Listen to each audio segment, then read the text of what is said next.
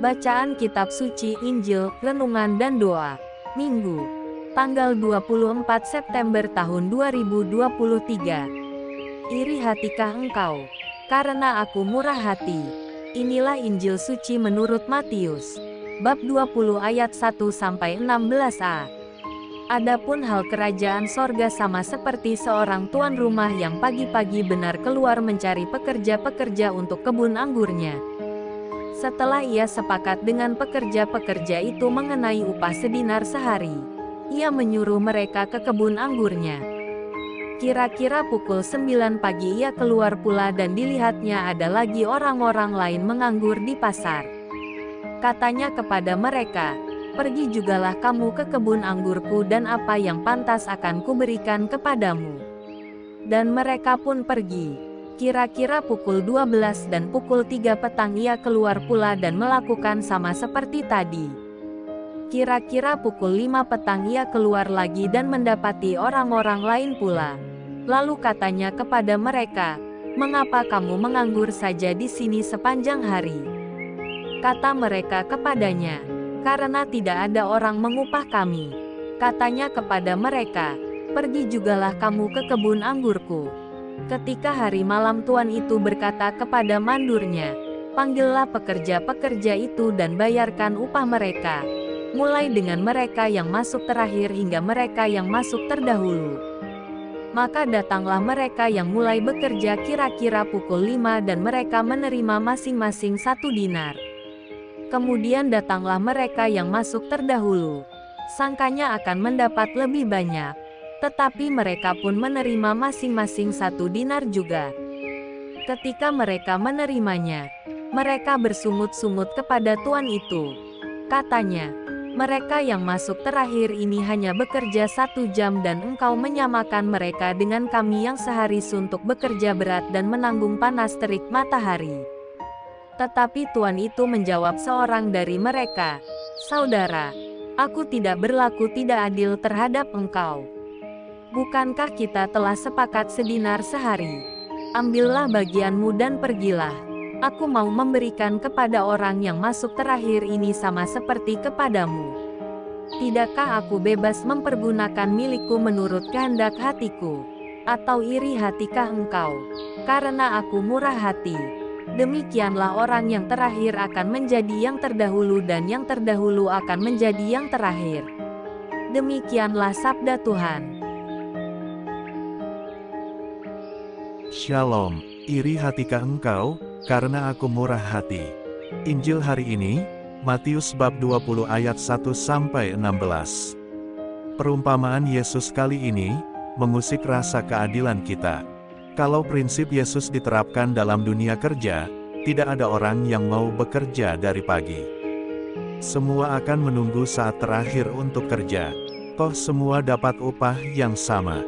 Apa maksud Yesus? Upah kerja sedinar merupakan upah standar pada waktu itu. Dengan uang sedinar, buruh dan keluarganya dapat mencukupi kebutuhannya sehari. Konteks ceritanya pada saat panen anggur. Buah anggur harus cepat dipetik dan diperas menjadi air anggur. Jika terlambat, buah akan terlalu matang dan mutu minuman anggurnya tidak bagus. Karena itu, biasa pemilik kebun menambah tenaga pemetik buah anggur untuk mengejar target panen sehari itu. Para pekerja yang dipanggil awal, sudah sepakat dengan upah sedinar sehari. Pekerja yang datang belakangan, tahu bahwa mereka tidak berhak atas upah 1 dinar. Mereka hanya berharap mendapat kemurahan pemilik kebun. Tindakan memberi lebih pada pekerja yang datang belakangan, tentu bukan tindakan bijak dalam bidang ekonomi. Tetapi tindakan ini bukan tidak adil secara moral. Pemilik kebun tidak mengurangi hak pekerja yang datang sejak pagi. Tetapi ia memberi lebih kepada yang datang kemudian. Kemurahan hatinya melampaui keadilan, tetapi tidak melanggarnya. Tetapi tindakan ini menimbulkan iri hati mereka yang bekerja lebih awal. Mereka merasa mereka seharusnya mendapat lebih karena sudah bekerja lebih keras. Mereka lupa bahwa mereka seharusnya bersyukur karena mendapat kepastian rejeki sudah sejak pagi. Mereka yang datang terakhir, merasa cemas sampai saat sebelum menerima upah. Mereka tidak tahu Apakah mereka dapat cukup uang untuk makan bagi keluarganya hari itu? Iri hati adalah salah satu ciri hidup manusia modern. Kita selalu diajak untuk lebih baik, lebih maju, lebih mampu daripada yang lain. Kita tidak suka kalau kita disaingi. Keberhasilan orang lain merupakan kekalahan bagi kita. Sombong, serakah dan egois merupakan sikap-sikap manusia modern yang disadari atau tidak semakin merasuk dalam hidup.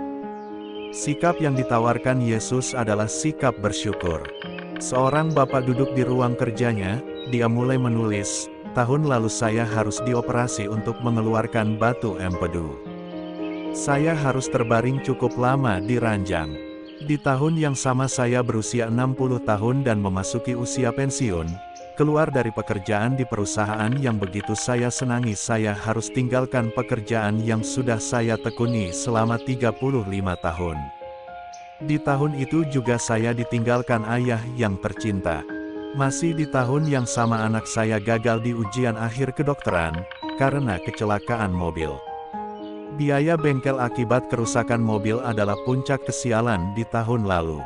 Di bagian akhir dia menulis, "Sungguh tahun yang sangat buruk." Istrinya masuk ke kamar dan menjumpai suaminya yang sedang sedih dan termenung. Dari belakang sang istri melihat tulisan sang suami. Perlahan-lahan ia mundur dan keluar dari ruangan itu. 15 menit kemudian dia masuk lagi dan meletakkan sebuah kertas berisi tulisan sebagai berikut, "Tahun lalu, akhirnya saya berhasil menyingkirkan kantong empedu saya yang selama bertahun-tahun membuat perut saya sakit. Di tahun itu juga saya bersyukur bisa pensiun dengan kondisi sehat dan bahagia. Saya bersyukur kepada Tuhan sudah diberi kesempatan berkarya dan penghasilan selama 35 tahun untuk menghidupi keluargaku. Sekarang saya bisa menggunakan waktu saya lebih banyak untuk menulis, yang merupakan hobiku sejak dulu."